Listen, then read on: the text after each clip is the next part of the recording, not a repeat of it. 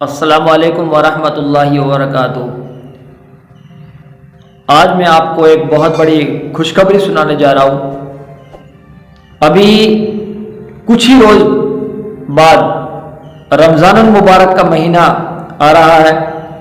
ہم میں سے بہت سارے حیات تھے لیکن اب وہ حیات نہیں ہیں، وہ قبروں میں جا چکے ہیں، اور ابھی بھی ہمیں بھی نہیں پتا کہ ہم میں سے دو چار جو روز بچے ہیں رمضان کے آنے کے، ان تک ہم میں سے کون حیات رہے گا، یعنی کون زندہ رہے گا، کون نہیں رہے گا۔ تو اس لیے رمضان مبارک کا جو مہینہ آ رہا ہے یہ دنیا کی سب سے نایاب دولت ہے، ہم اس کی قدر کریں۔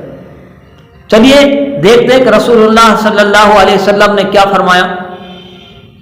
حضرت سلمان رضی اللہ تعالیٰ عنہ انہوں نے ارشاد فرمایا کہ نبی اکرم صلی اللہ علیہ وسلم نے شعبان کی آخری تاریخ میں، انہی دنوں میں، رمضان سے دو چار روز پہلے رسول اللہ صلی اللہ علیہ وسلم نے ارشاد فرمایا، لوگو تمہارے اوپر ایک مہینہ آ رہا ہے، رمضان المبارک کا مہینہ، اتنا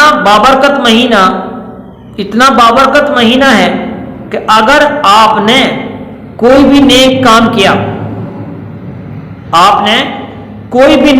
کیا تو ایسا سمجھو جیسے کہ غیر رمضان میں آپ نے فرض ادا کیا ہو۔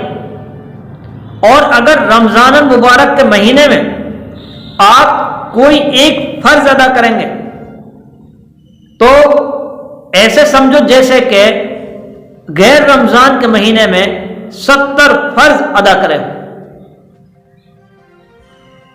رسول اللہ صلی اللہ علیہ وسلم نے ارشاد فرمایا، یہ مہینہ صبر کا ہے اور صبر کا بدلہ جنت ہے۔ یہ مہینہ غمخواری کا ہے، ہمدردی کا ہے، محبت کا ہے۔ یہ مہینہ ہمیں ٹریننگ دیتا ہے کہ انسان کی زندگی اور انسان جب تک دنیا میں جیے تب تک اسے اس طریقے سے رہنا ہے جس طریقے سے رمضان المبارک کا مہینہ ہمیں ٹریننگ دیتا ہے۔ رمضان المبارک کا مہینہ جو آتا ہے اس کے 3 حصے ہیں۔ پہلا حصہ رحمت، یعنی 10 دن جو شروع کے چلیں گے وہ رحمت کے دن ہیں۔ اس کے بعد جو 10 دن آئیں گے وہ مغفرت کے دن ہیں۔ وہ جو 10 دن لاسٹ آئیں گے وہ آگ سے خلاصی کے۔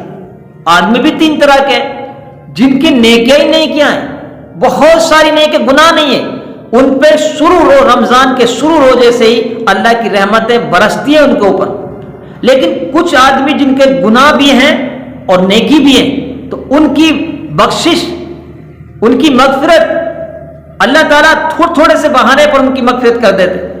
کچھ آدمی اور جن کی نیکیاں نہیں، گناہ ہی گناہ ہیں، اتنے سارے گناہ ان کے، لیکن اللہ تعالیٰ رمضان کے آخری جو 10 دن چلیں گے اللہ تعالیٰ ان تماموں کی مغفرت فرما دے۔ رمضان کے مہینے کی برکت سے اللہ تعالیٰ ان تمام کے گناہوں کو معاف کر دیتے۔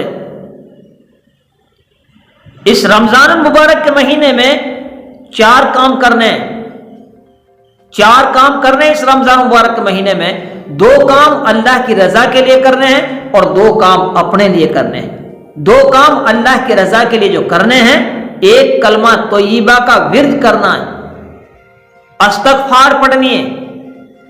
اللہ کی رضا کے لیے 2 کام زیادہ سے زیادہ کرنے ہیں، کلمہ طیبہ لا الہ الا اللہ محمد رسول اللہ صلی اللہ علیہ وسلم اور استغفار، قرآن کی تلاوت، ذکر و اذکار، نفل نمازیں، تہجد کی نمازیں، یہ تمام کی تمام چیزیں ڈبل زیادہ بڑھا دیں۔ ہم غیر رمضان میں 2 رکعت نفل پڑھتے ہیں تو رمضان کے مہینے میں ہم زیادہ سے زیادہ نفل نماز پڑھیں، زیادہ سے زیادہ ہم قرآن کریم کی تلاوت کریں، ذکر و اذکار کریں، استغفار پڑھیں۔ یہ رمضان کے مہینے میں یہ کمائی کا مہینہ ہے۔ تو میں نے بتایا 2 کام اللہ کی رضا کے لیے، کلمہ طیبہ کا ورد کرنا اور استغفار کرنا۔ دوسری جو 2 چیزیں جو انسان کا اپنے لیے، جنت کی طلب اور جہنم سے پناہ مانگنا۔ یہ رمضان کے مہینے میں یہ 4 کام کرنے ہیں، اور ہم تمام چیزوں کو چھوڑ کر ہم صرف اللہ کی عبادت کریں کہ رمضان المبارک کا مہینہ بابرکت مہینہ ہے۔ اللہ تعالیٰ چھوٹی چھوٹی چیزوں پر بخشش کے بہانہ ڈھونڈتے ہیں۔ سال میں 12 مہینے ہوتے ہیں، 11 مہینے کمائی کے لیے، آپ حلال روزی کمائیے 11 مہینہ، لیکن ایک مہینہ اللہ تعالیٰ عبادت چاہتے ہیں کہ میری جم کے میری عبادت کی جائے، ایک مہینہ اسپیشل مجھے دے دو، میری عبادت کرو۔ اسی طریقے سے جیسے کہ دعوت و تبلیغ میں 27 دن کماؤ آپ اور 3 دن اللہ کے راستے میں، ایسے ہی رمضان مبارک کا مہینہ یہ 12 مہینوں میں سے ایک مہینہ وہ ہے جس میں ہر چیز کا اجر ڈبل کر دیا جاتا ہے۔ ایک نفل نماز پڑھو گے اس کا ثواب ڈبل ہو جائے گا، اور آپ قرآن کی تلاوت کرو گے اس کا ثواب ڈبل ہو جائے گا۔